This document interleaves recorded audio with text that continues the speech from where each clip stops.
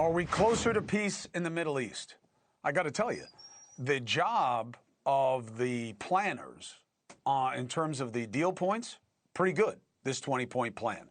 And I get why Arab leaders in the region think that it should be agreed to. And I think it's impressive that Israel's prime minister has signed on. Where's Hamas? Hamas says they are giving it a good faith review. Terrorists are giving it a good faith anything. Look, this is where we are.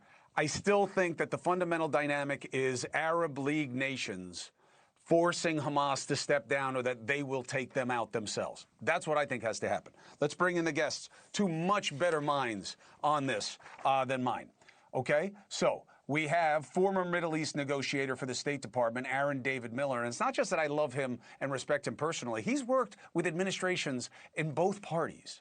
So he's just like a unique player within the space, and he understands the demography and the geography in the Middle East so well. And the co-director of the Urban Warfare Project, whose pedigree speaks for itself, is Mr. John Spencer. Now, John, you are the most sanguine among the three in terms of this deal having a chance to get hammered out. Why do you believe terrorists like Hamas would agree to any kind of deal?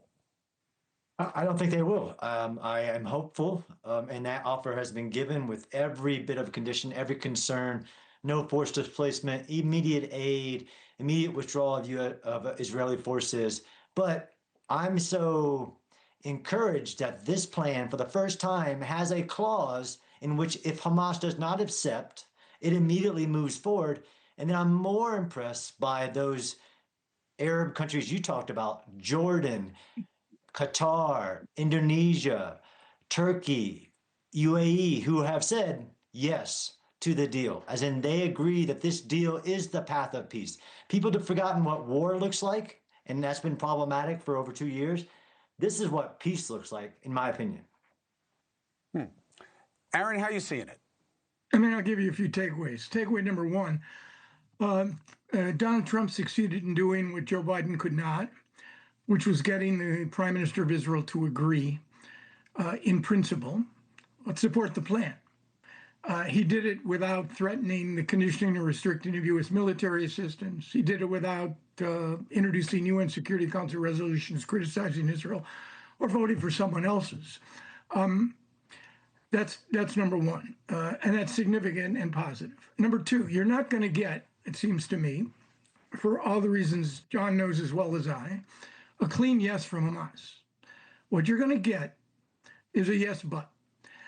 And there's no timeline or deadline for the Hamas response. So it could take some time. If it's a yes, but, Chris and John, the next step, frankly, is Benjamin Netanyahu will say it's a no. Donald Trump is going to have to make a decision. Is the Middle East souk open for negotiation? If a yes, but is a no in Donald Trump's mind, then I think, guess what?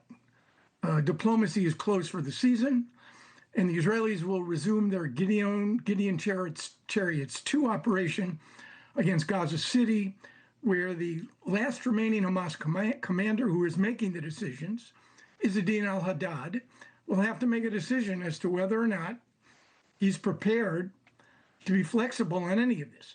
But let's be very clear. If the souk is opened, we are at the beginning, not the end, of an incredibly complicated negotiation on every single element of this plan. Who or what Palestinians are going to become part of the international mechanism? Who or what is going to serve on that international board with the president as chairman of the board? How are you going to get key Arab states to deploy and shoot Palestinians if necessary when the Israelis will not abandon the right to prevent or preempt and will not agree to leave Gaza? I don't care what Netanyahu's agreed to, probably accepting a perimeter, a kilometer or two running the length of the strip. But in the wake of October 7, you are not going to get those communities, the thousands of Israelis who were part of the Gaza envelope communities, to return without guarantees. And Arab forces right now are not in any position without guarantees from Trump to deploy their forces, Indonesians, Turks, Emiratis, it won't matter. They're not going to put themselves in position to kill Palestinians. Well, that's the fundamental problem, right, John? They're all brothers until it comes time to do something where you got to take ownership of Palestine. You know, one of the confounding things domestically is it's getting hotter and hotter for Trump domestically on this issue. You now have people coming forward. You saw in the UN last week recognizing the Palestinian state. It's the first time I've ever heard of supposed civilized nations recognizing a state that is headed by a terror organization. But that's where we are right now. So how much time do you believe until Israel says too much time? That's not spelled out in the clause, but Israel hasn't, just to be clear, stopped the operation right now. They're actually in the center of Gaza City right now. Evacuation is about 250,000 of the million civilians have been evacuated. Israel's continuing operations, closing with and destroying terrorists. But again, this deal is what no president in 50 years has been able to say. Things like there will be a path to a Palestinian state, potentially, although the wording isn't exactly that, but it's conditions-based. Just like we're not going to negotiate with Hamas, although this is a giving Hamas terms, there is a clause here saying if Hamas doesn't accept, then this operation continues, and then there will be the International Stabilization Force setting up areas and then taking control. Almost every basically disagreement is covered in this plan. Even the Palestinian Authority question of course, they won't be a part of this until they do reforms. Unlike these European countries who designated a Palestinian state and gave terrorists supposedly in ceremonial a state, this plan absolutely rules that out, saying there is a path. So it almost answers every concern of any individual who cares about the Palestinian people and removes Hamas from the question either immediately or rather quickly, especially with all these other Arab nations signing up going, we agree, and not even listing, Chris, in their agreement, Hamas by name. And that's a telling sign. I'm with you. Gentlemen, I got to jump.